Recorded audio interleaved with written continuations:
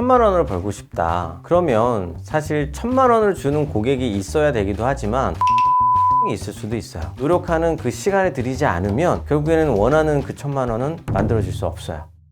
오늘 무자본으로 창업하고 싶으신 분들께 5단계로 어떻게 창업하시면 될지 좀 설명을 드리려고 합니다. 학생이거나 취업을 준비 중이시거나 또는 취업을 하려다가 잘 되지 않거나 이런 분들이 내가 어떤 회사에 속해서 일을 하는 것만이 아니라 창업을 통해서 나의 사업 그리고 좀 더 넓은 세상을 느껴보실 수 있는 기회를 가져보시길 바라면서 이 영상을 준비했습니다. 앞단어를 5개 모아서 아기 막이래 이렇게 한번 지어봤는데요. 첫 번째, 아이디어를 일단 생각해 보셔야 됩니다. 제가 무자본 창업을 3가지로 좀 구분을 해봤어요. 온전히 나의 노동으로 할 수 있는 사업들이 있을 테고, 중개에서 하는 중개 소득이 있을 테고, 마지막으로는 컨텐츠를 만들어서 판매하는, 그래서 지속적인 수익이 생기는 컨텐츠 소득이 있을 거예요. 이 3가지 중에서 나는 이런 게 더 맞겠다라는 고민하는 시간을 좀 가지시면 좋을 것 같아요. 이제 2번째로 넘어가야 돼요. 이제 기획하는 단계인데요. 내가 만약에 노동소득으로 어떤 사람들의 외주 용역들을 받아서 일을 하는 것으로 결정을 했다. 어떻게 내가 영업을 해서 또는 다른 분들께 홍보를 해서 고객들을 모실까라는 기획을 해야 되는데요. 지금 정보들이 많이 나와 있잖아요. 많은 분들이 알고 계실 거지만 이런 외주 용역 프리랜서들 플랫폼들이 많이 있습니다. 일단 거기 안에 나의 레퍼런스를 쌓기 위해서 저렴한 비용으로 많은 분들에게 도움을 드리는 단계로 시작을 해야 될 것 같고요. 많은 유튜버 분들도 초기에는 본인의 레퍼런스 또는 경험들이 부족했기 때문에 낮은 단가로 고객들한테 제안을 하는 것이 1단계라고도 많이 얘기합니다. 아이디어와 기획하는 단계를 거쳤다면 막일의 뒷부분은 무엇인지 한번 살펴볼게요. 3번째, 마케팅인데요. 내가 어느 정도 레퍼런스가 쌓이고 그 아이디어가 정확하게 나와 맞다라는 생각이 들어지면 이제는 본격적인 마케팅을 시작해야 됩니다. 온라인, 오프라인 가리지 말아야 돼요. 물론 온라인이 대단히 많은 사람들한테 제안을 드릴 수 있지만 비용이 들어간다는 게 단점이 될 수가 있겠죠. 무자본이라면 우리가 비용을 적게 드리고 해야 되는 거잖아요. 그렇다면 어떤 방법이 있느냐? 저는 모임들을 좀 많이 이용을 했어요. 또는 오픈 카카오 채팅방에 참여를 해서 거기에 일일이 또 안내를 한다거나, 그리고 마케팅에 지금 플랫폼들이 정말 많이 있죠.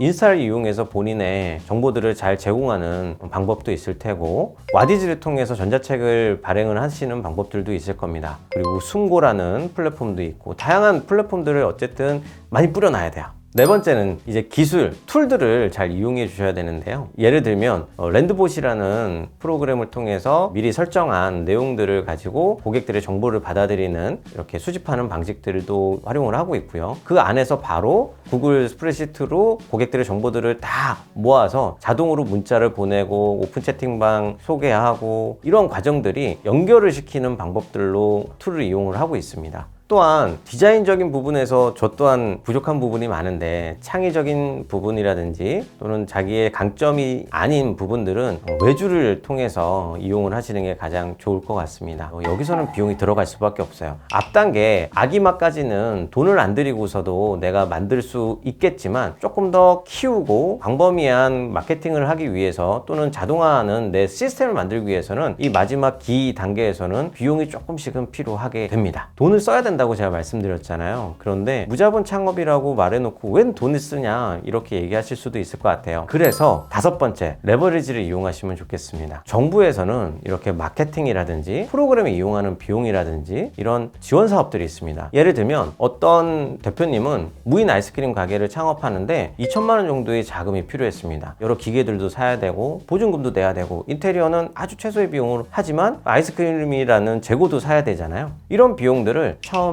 창업하시는 분들한테 대출을 해주는 방법이라든지 또는 재도전 하시는 분들한테 해주는 그런 바우처 사업들을 통해서 거의 무료로 이용하시는 경우들도 있어요. 지금이 제일 중요한 때입니다. 연말 연초에 이런 사업들이 개시됩니다. 이때를 놓치면 항상 나오는 사업들이 아닌 이상 내년을 또 기다려야 돼요. 그래서 지금 이 영상을 보실 때 빨리 어떤 사업들이 있는지 기업마당이라는 사이트라든지 다양한 정부에서 마련해 놓은 사이트, 그리고 네이버에서도 그런 정보들을 많이 찾을 수 있으니까 활용해 주시면 좋을 것 같습니다. 어떤 아이디어를 내가 만들어내야 되지? 다른 사람들이 안 하는 거 해야 되지 않을까?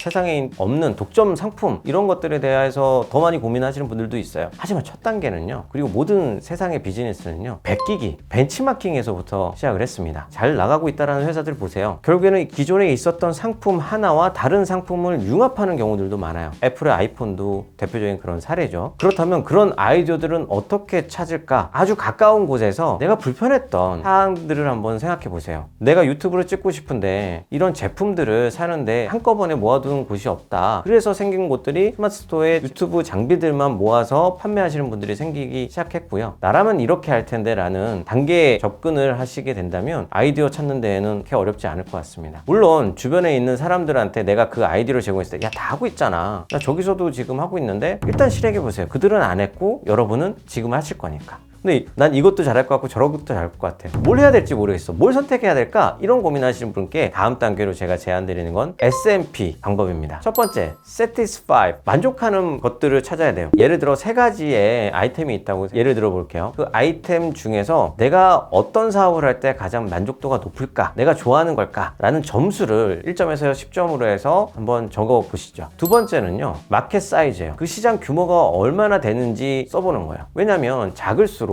내가 벌 수 있는 금액의 사이즈도 달라지고 경쟁률도 높아질 수 있습니다. 세 번째, 프로핏이에요. 내가 거기에서 얼마나 이익을 극대화할 수 있는지 총점을 한번 매겨보세요. A, B, C 이 세 가지의 S&P 총점이 가장 높은 게 무엇인지 보면 내가 만족도 하고 그 시장 규모도 높고 수익도 높겠구나 우선순위를 결정할 수 있습니다. 그리고 세 번째는 목표를 설정할 때 스마트한 방법으로 하라는 이야기를 많이 들어보셨을 거예요. 조지 도란이라는 분이 만든 스마트 방법은요, 기한을 이야기하는 게 있습니다. 타임라인을 정해놓고 언제까지 내가 이걸 했을 때 성과가 나지 않으면 사실 다음 단계 다른 아이디어로 넘어가야 돼요. 끝을 봐야 되겠어 이런 마인드보다 내가 이 성과를 내는 데 있어서 기한을 목표로 놓고 성과 금액 또는 매출액을 달성하지 못한다면 그 아이템이 나와 맞지 않거나 고객이 원하는 방향이 아닐 수도 있습니다. 세 가지, 새로운 아이디어보다 벤치마킹하라. 그리고 여러 가지 아이템 중에 정해야 될 게 모르겠다면 SMP. 그리고 세 번째로 타임라인을 정해놓고 언제까지 어떤 성과를 내겠다라는 목표를 현명하게 구현을 해내시면 좋을 것 같습니다. 처음에 수익이 나지 않는 거 당연할 수 있어요. 롤모델로 삼고 있는 분들의 현재 상태는 내공이 많이 쌓였어요. 시간도 많이 들였어요. 매일같이 내가 해야 되는, 내가 할 수 있는, 내가 하면 되는 이런 일들이 선행지표라고 하는데, 우리가 원하는 결과는 내가 돈을 버는데 고객들이 돈을 내야지만 벌 수 있는 거잖아요. 돈을 내게 하는, 나만 할 수 있는 선행지표들을 매일같이 하고 있어야 됩니다. 예를 들면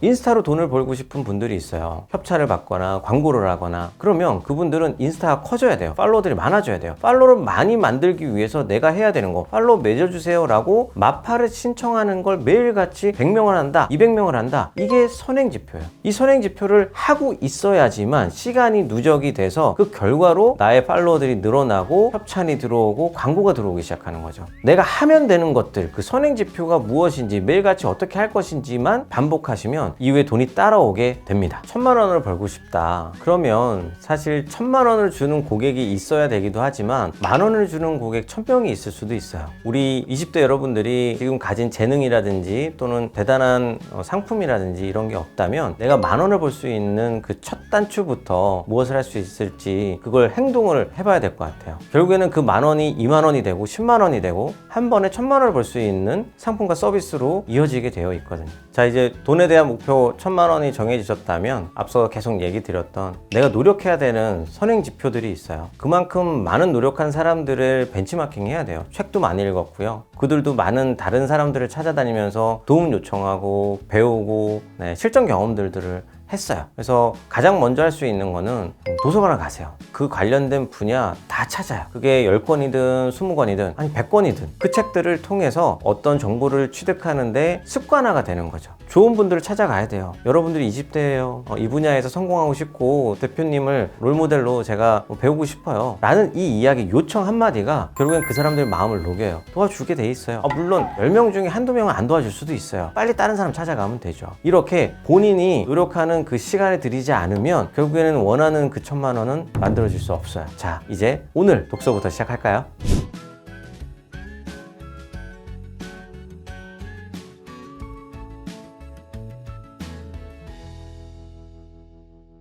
오늘 무자본 창업 5단계 설명을 드렸는데요. 여러분들 기억하기 쉬우시라고 아기가 막이래 아이디어를 잘 검토해 보시고요. 이틀 또는 3일 이내에 집중적으로 생각해 봐야 됩니다. 그리고 두 번째로 그 아이디어를 잘 기획하셔야 돼요. 그리고 세 번째, 마케팅을 해야죠. 온라인, 오프라인 다양하게 내가 노동력을 들여서든 아니면 조금 더 돈을 들여서든, 그리고 기술과 앱 여러 가지들을 사용해서 그 돈들을 마저도 레버리지 이용해서 정부 지원 사업들 통해서